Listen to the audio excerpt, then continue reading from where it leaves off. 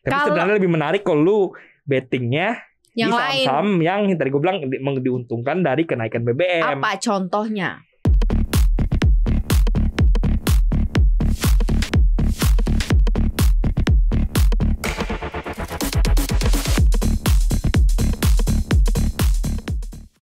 Hai Sobat Cuan, apa kabar Sobat Cuan? Semoga Sobat Cuan dalam selalu keadaan yang sehat walafiat ya. Walaupun kemarin mendengar berita yang tidak enak, kenaikan harga BBM Pertalite sudah resmi diketok palu ya.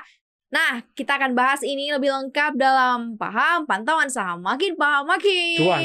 Ya, bareng Maria Katarina dan juga Putra tim CNBC Indonesia. naik finally pot akhirnya. Setelah ditunggu-tunggu kan, ini naik nggak Setelah naik tarik nggak? ulur. Tarik ulur tuh tiba-tiba weekend Iya, ya. Pinter juga sih. Tapi emang dari tahun ke tahun ya, dari zaman SBY kenaikan BBM selalu di hari libur. Sengaja memang Iya, ya supaya tidak ada iya. kerumunan, tidak ada crowded Iya. orang gitu kan.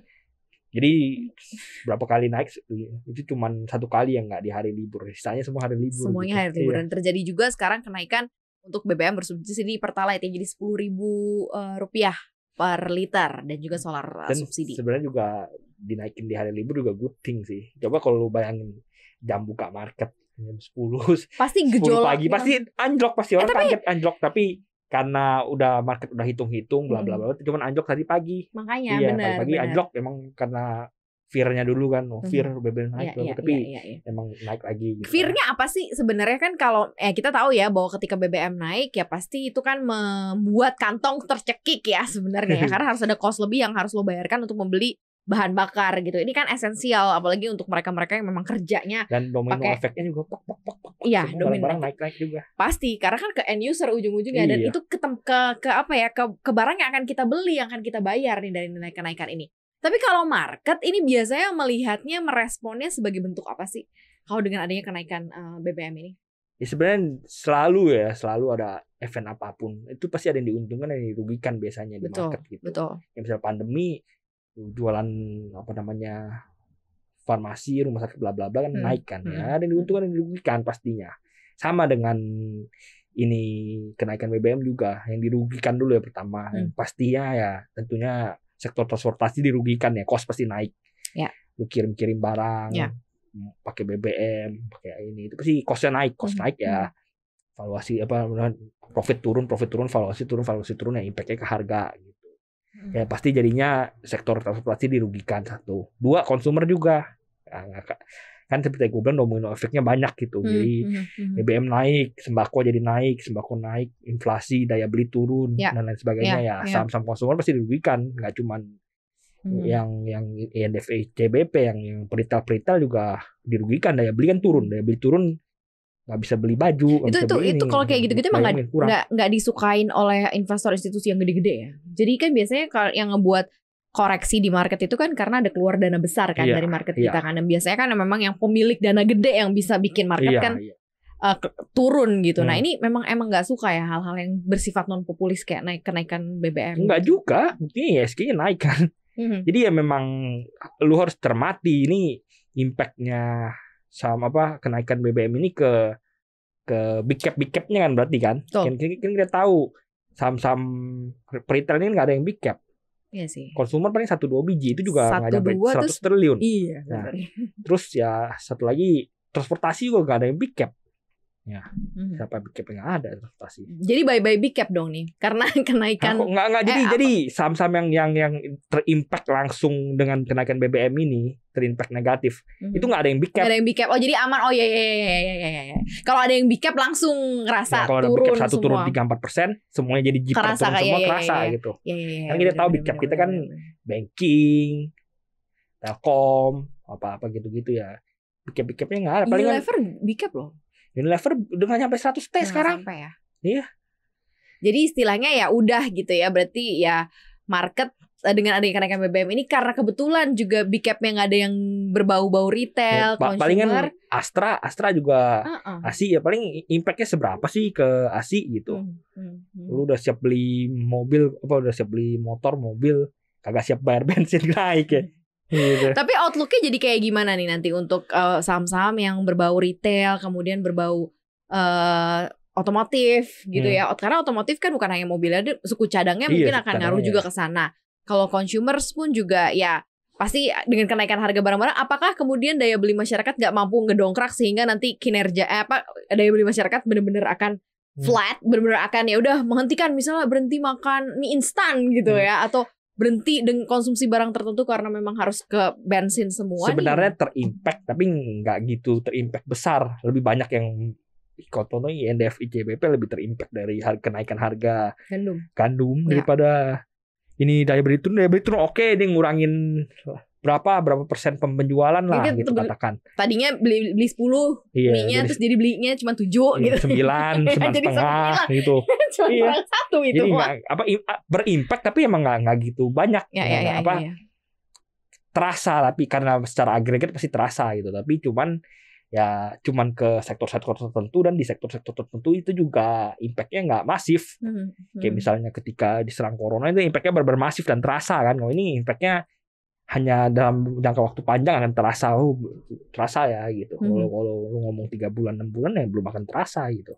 Tapi akan jadi pilihan tersendiri nggak sih saham-saham yang berbau-bau yang sangat lekat banget dengan kenaikan BBM ini, atau justru ya udah stay away dulu deh, jangan dilirik dulu gitu dalam situasional seperti ini. Market kan sifatnya kan forward looking. Jadi ketika ada efek-efek ini ya udah jual dulu.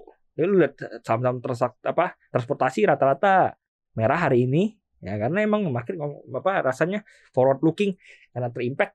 Walaupun impactnya emang nggak gitu gede ya jualan dulu aja gitu, karena emang sentimennya lagi jelek di saham itu. Ngapain lu beli, mending lu jual. Nanti kalau turun anjlok parah lu bisa beli lagi di bawah. Kan logikanya seperti itu. Iya. Jadi jual dulu walaupun udah keburu telat kan, udah diumumin. Iya kan, ketika lu jual pagi-pagi nggak telat, semuanya juga baru tahu. Setelah itu berapa lama sih biasanya waktu untuk mungkin rehatnya ya saham-saham ini? Ketika memang nanti sudah berjalan berapa bulan sih, setelah mungkin nanti keluar, seberapa besar sih dampaknya kenaikan BBM ini ke inflasi gitu? Ya, per sektor ya kalau ngomong inflasi apa sebenarnya untuk ke depan lagi tuh berita negatif untuk saham konsumer sebenarnya udah nggak banyak lagi. Paling nanti kan inflasi gede, BI naikin suku bunga lagi, daya beli udah mulai stabil. Ya udah sebenarnya cerita negatif untuk konsumer tuh udah nggak gitu banyak lagi. Ya udah tinggal tunggu bottoming aja, lihat bottomingnya di mana, ya udah. Tapi kan konsumer juga kayaknya udah cukup mature gitu kayaknya, walaupun mungkin ada daya beli ada dikerek lagi. Ketika sahamnya koreksi, misalnya dia koreksi parahnya minta ampun hingga yieldnya tinggi, kenapa nggak main, kenapa nggak masuk? Kan kalau udah mature ya lu liatnya yieldnya, dividen yieldnya. Jadi misalnya udah koreksi parah yieldnya jadi 10%, ya udah it's okay. Kalaupun nggak dinaikin lagi lu dapet yield 10%. Lumayan juga sih yield 10% itu ya. Makanya lu lihat dulu, kalau lu main saham konvensional lu perhatikan yang paling penting yieldnya berapa saat ini. Lu tentu aja lu harus prediksi ya.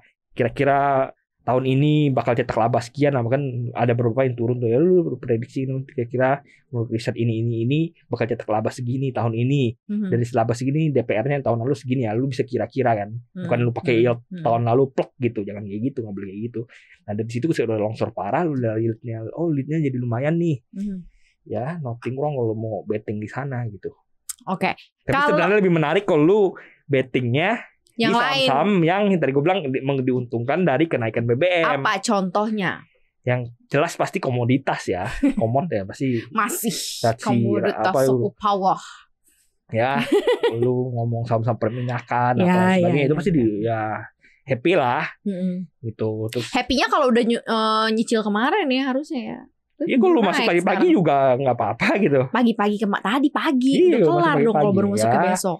Ya saya emang udah kelar, tapi kan untuk jangka pendek kan ya udah spike ya. Udah lu tunggu koreksi atau lu masuk sekarang, potensinya sebenarnya masih ada untuk saham-saham, beberapa saham-saham perminyakan ini masih ada beberapa yang menarik, masih ada yang ada story-nya. Ya, ada yang market kecil masih menarik gue lihat gitu, tapi ya nggak usah disebut. Nanti aja ya on the record. Terus ya komoditas kayak batu bara juga masih oke.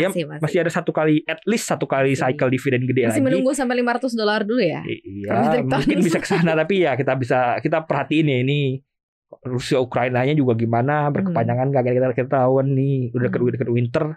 Biasanya stockpile batu bara ya harganya naik ya, mungkin ke 450 kalau misalnya konfliknya pecah parah lagi. bisa 500 apalagi meluas konfliknya. Wah, itu seru itu kalau meluas. Nggak tahu sih. Bisa ke sana, tapi ya at least batubara masih ada 1 kali cycle dividen gede lagi. Ya. Ya kalau misalnya apa namanya dikatakan bisa panjang ya bisa 2 kali lagi. Tapi at least bisa ada 1 kali lagi di tahun pembagian dividen 2022 ya. Berarti itu 2023. 2023 mungkin udah cooling down, tapi dividennya masih akan jumbo dibandingkan dengan angka normal kan. Kita tahu batubara normal kan 60-70. 100-200 pun masih abnormal. Ya mungkin walaupun nanti naik dikit atau turun bahkan, tapi masih gede dividennya. Baru nanti udah 2024 itu baru mungkin sudah mulai cooling down. Masih ada lagi sama aja. Masih bisa jadi, lah ya. At least kalau beli sekarang cuan dari dividen most likely tidak rugi gitu. Iya. Masih bisa lah ya. Iya. Tapi kalau global sendiri melihat sebuah negara kemudian dengan kebijakan-kebijakan non populis kayak misalnya menaikkan BBM terus inflasinya tinggi, itu view-nya mereka tentang investasi di negara itu seperti apa sih menurut lo, Put? Tergantung negaranya lagi kalau misalnya. Kan investor global akan melihat nih Indonesia. Gue masuk ke Indonesia nih, tapi sekarang Indonesia mungkin suku bunganya sekian jadi nggak menarik gitu. Atau mungkin ini lagi kayaknya rakyatnya lagi sulit nih karena dia naikin BBM nih, mungkin lagi negaranya juga lagi sulit. Itu menjadi pertimbangan mereka. Ya sebenarnya sektoral doang, gue bilang gitu. Cuma sektoral aja. Sektoral doang misalnya. Ini impact langsung ke transportasi, udah lu selling transportasi, tapi ada berapa yang diuntungkan atau berapa yang nggak kena impact, ya karena masih murah atau karena masih alasan-alasan tertentu lainnya ya masuk aja gitu. Asing juga waktu gembar-gembornya BBM naik satu minggu terakhir net buy triliunan kok, 1 triliun 2 triliun gitu, hampir 2 triliun ya. Saham-sahamnya apa yang dibeli ya komod, banking, yang paling cuma beli ICBP doang satu yang consumer. Ya, consumer nggak banyak dibeli ya. Beli 10-9-nya yang untung atau nggak ke impact gitu. Itu paling dia cuma nahan harga atau apa gitu ya. Masih happy lah. Asingnya masih happy lah ya, asingnya masih happy. Dan kita pengennya domestik juga ikut happy dong ya. Jadi walaupun kenaikan harga BBM ini mungkin agak cukup membuat ikat pinggang harus kencang ya Sobat Cuan, karena harus bisa lagi ngitung lagi gitu ya. Karena ada tambahan 3.000 nih kenaikan harga BBM kan, sebelumnya di 7.600-an terus ke 10.000 ya, ada 2.500-an yang harus di-spare lagi per liternya ya. Mungkin lebih prihatin dulu lah gitu ya. Kita berharap sih nanti bisa turun sih ya, mudah-mudahan ya. Gitu aja Sobat Cuan obrolan kita hari ini. Semoga Sobat Cuan semuanya selalu happy, selalu senang. Jangan lupa untuk dengerin podcast kita di Apple Podcast, Google Podcast, Spotify dan juga Anchor. Jangan lupa follow akun Instagram kita di @cuap_cuan dan subscribe YouTube channel kita juga di Cuap Cuan, di like, di share dan juga di komen. Jangan lupa ya nonton kita juga di CNBC Indonesia TV. Thank you Sobat Cuan, happy terus ya. Bye.